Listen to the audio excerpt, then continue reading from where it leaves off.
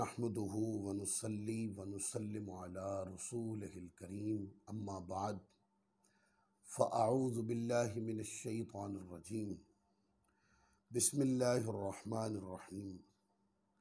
अल्लाह रब्बुल इज़्ज़त का शुक्र है जिसकी तौफ़ीक ने हमें आज अपने सिलसिले मज़ामीन कुरान में हाज़िर होने की तौफ़ीक दी है। ये आज हमारा 11वां सिलसिला होगा और पारा नंबर 1 सूरतुल बकरा का रुकू नंबर 10 उसके इंशाअल्लाह मज़ामीन को हम बयान करेंगे।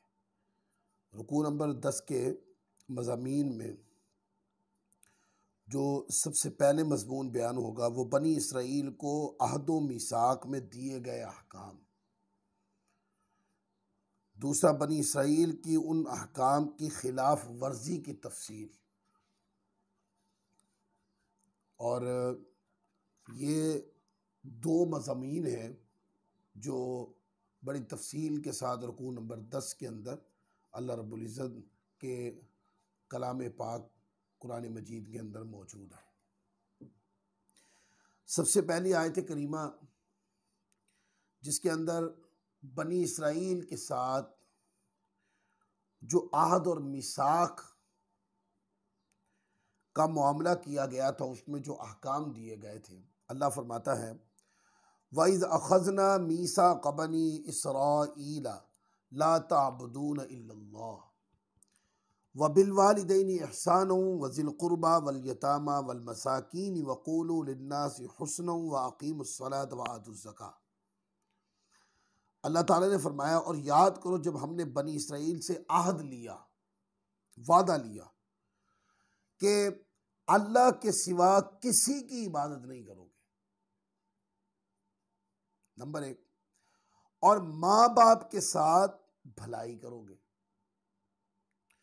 और रिश्तेदारों, यतीमों, मिस्कीनों के साथ अच्छा सलूक करोगे और लोगों से अच्छी बात कहो और नमाज कायम रखो और ज़कात दो। ये वादा लिया गया था। फिर आगे उन्होंने जो खिलाफ वर्जी की उसकी तफसील इसके अगले हिस्से में आ रही है। पहले हम इस पर गुफ्तगू कर लें कि अल्लाह रब्बुल इज़्ज़त ने वादा लिया था क्या बनी इसराइल तुम अल्लाह के अलावा किसी की इबादत नहीं करोगे और माँ बाप के साथ भलाई करोगे और रिश्तेदारों, यतीमों, मसाकीन के साथ अच्छा सलूक करोगे।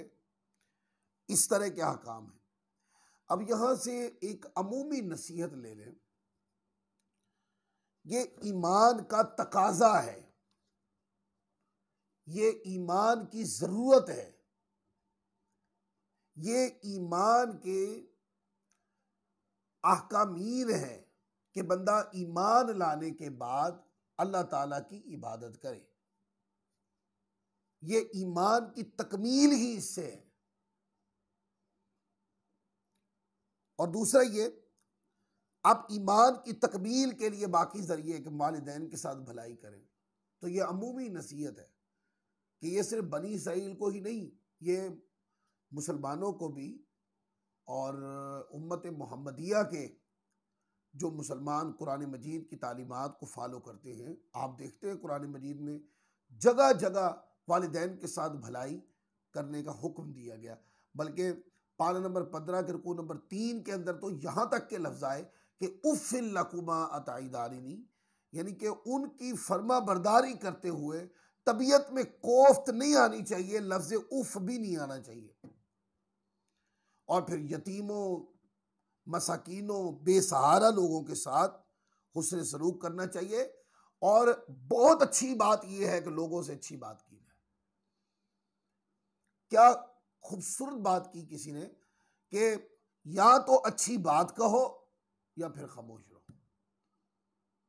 खामोशी से अच्छी बात अच्छी, और अगर आपके पास अच्छी बात है तो ये खामोशी पे मुकद्दम है, और अगर आपके पास अच्छी बात नहीं है तो फिर खामोशी मुकद्दम है। अब आ जाए बनी इसराइल के उस खिलाफ वर्जियों की तरफ के जब वादा और पैमान ले लिया गया उनसे। अब तो हक ये था ना कि वो अल्लाह ताला की जितनी नेमतें उनको मिल चुकी थी और मुसलसल मिल रही थी, हक ये था कि अब वो उसकी फरमाबरदारी करते। लेकिन उन्होंने क्या किया, बनी इसराइल ने खिलाफ वर्जी शुरू की, और उसका जिक्र है सुम्मत वल्लैतुम इल्ला कलीलन मिनकुम वअंतुम मोरिदून। लेकिन फिर तुम में से चंद आदमियों के अलावा सब फिर गए और तुम वैसे ही अल्लाह के अहकाम से मुंह मोड़ने वाले हो। कि तुम्हारे अंदर एक बहुत बड़ा तबका पैदा हुआ कि जो अल्लाह तबारक व तआला अज़्ज़ व जल से आदो पैमान करने के बाद भी अपनी बुरी आदतों से बाज ना आया और अल्लाह ताला की नाफरमानी पर डटा रहा, अल्लाह की नाफरमानी पे अड़ा रहा। वाइद अखद्ना मीसाक़कुम ला तस्फिकून दिमाअकुम वला तुखरिजून अनफुसकुम मिन दियारिकुम सुम्मा अक़ररतुम व अंतुम तशहदून। और याद करो जब हमने तुमसे आहद लिया कि आपस में किसी का खून न बहाना और अपने लोगों को अपनी बस्तियों से ना निकालना, फिर तुमने इकरार भी कर लिया और तुम खुद इसके गवाह हो।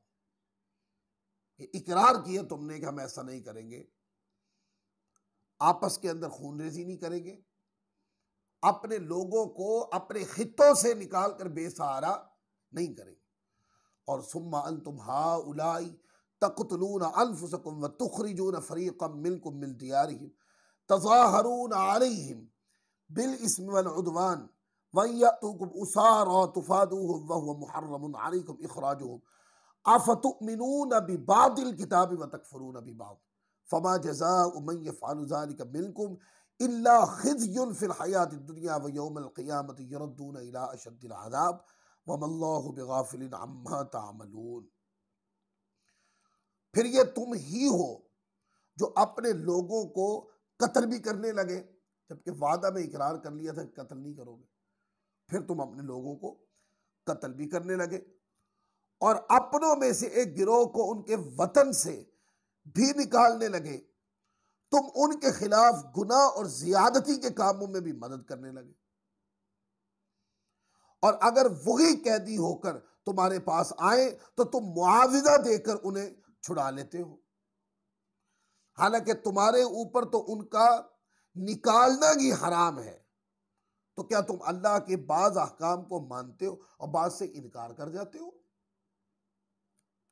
यानी इस आयत करीमा से मालूम हुआ कि शरीयत के तमाम अहकामीन पर ईमान रखना जरूरी है, तमाम जरूरी अहकाम पर अमल करना भी जरूरी है, और कोई शख्स किसी वक्त भी शरीयत की पाबंदी से आजाद नहीं हो सकता।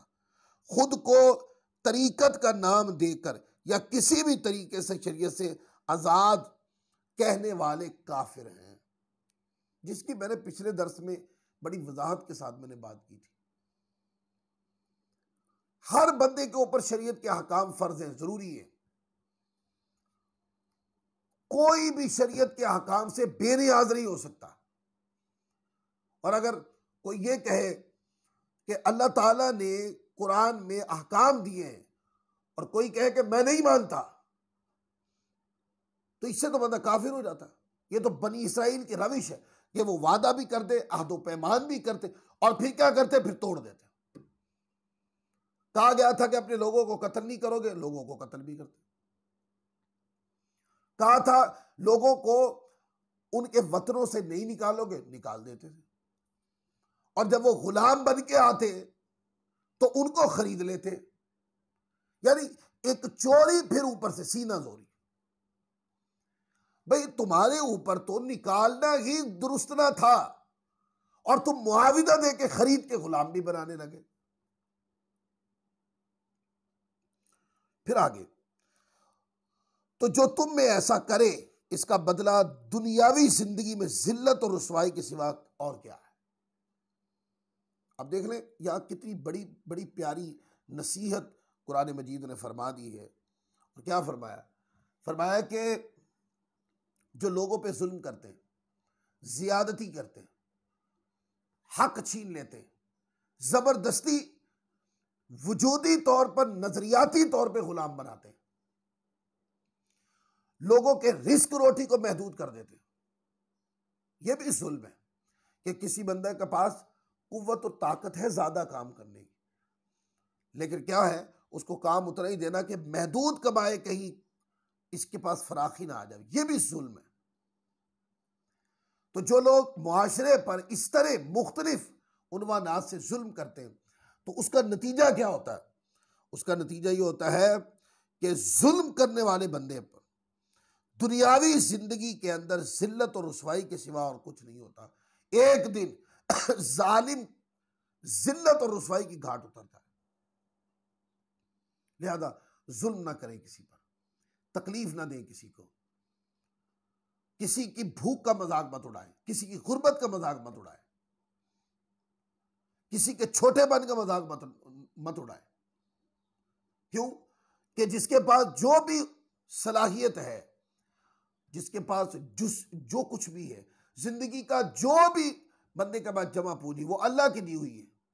अगर थोड़ा देकर कोई जागरी आंख से गरीब नजर आता है, तो वो भी अल्लाह ताला ने उसको इस हाल में रखा है। और ज्यादा देकर अगर कोई अमीर नजर आता है, तो उसको ये अमीरी भी अल्लाह ने दी है।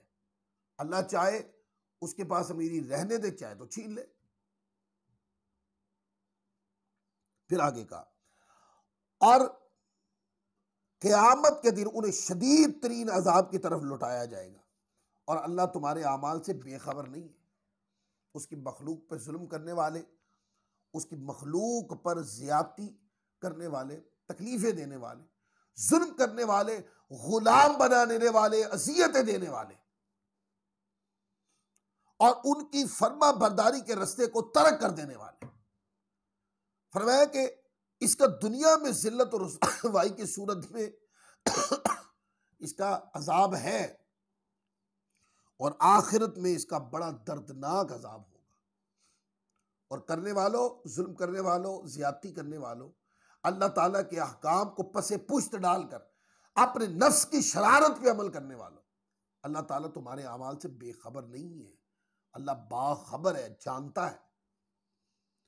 उलाइकल्लदी नश्तरवुल हयात दुनिया बिल आखिरती फला युखफ्फफु अन्हुमुल अज़ाब वला हुम युनसरून।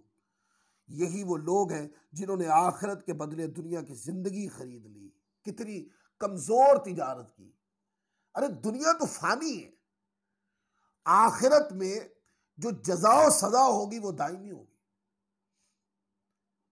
आखिरत की फजीलत और आखिरत के इनामात को तर्क करके एक दुनियावी नासूती और खत्म होने वाली फानी चीजों के ऊपर इन्हिसार कर लिया। कितनी धोखे की तिजारत की।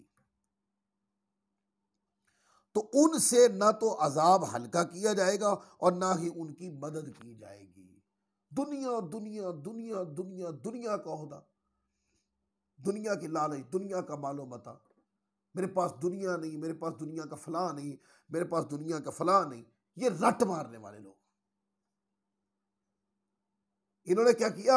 आखिरत का जो दायमी घर था, जो हकीकी अजर था, यानी जो बाकी रहने वाला अजर था, उसको छोड़कर दुनियावी मामलात की तरफ तवज्जो दी, दुनियावी ऐशो इशरत की तरफ तवज्जो दी। सिर्फ इस वजह से कि दुनियावी ऐशो इशरत नजर आती है और आखिरत का घर अभी नजर नहीं आता। जब आखिरत का घर नजर आएगा तो दुनिया की लालच में उठाए गए इकदाम बंदे को शर्मिंदा करके रखते। लिहाजा इन आयात से नसीहत पकड़े कि अपनी जिंदगी को अल्लाह तबारक व तआला की रजा के ताबे रखे, अपने नफ्स से शरारत के उनसर को निकाल दे, अपने आप को इस चीज पर आमादा करें कि आपकी वजह से किसी पे जुल्म नहीं होना चाहिए। आपकी वजह से किसी को राहत जरूर मिले, पर आपकी वजह से किसी को जिल्लत और तकलीफ नहीं होनी चाहिए। और हमेशा अपने मालिक की बारगाह में सरबा सुजूद रहे, शुक्रगुजार रहे, सब्र गुजार रहे, और अल्लाह तबारक व तआला की रज़ा को मतलूब रखे। तो अल्लाह तबारक व तआला ऐसे बंदों से खुश होता है और ऐसे बंदों को अपनी नेमत से नवाजता है। आज का दर्स इसी मुकाम पे ख़त्म करते हैं, फिर इंशाअल्लाह अगले दर्स के साथ हाजिर होंगे। अल्लाह ताला हम सबको अमल की तौफीक अता फरमाए। वमा अलैना इल्लल बलागुल मुबीन।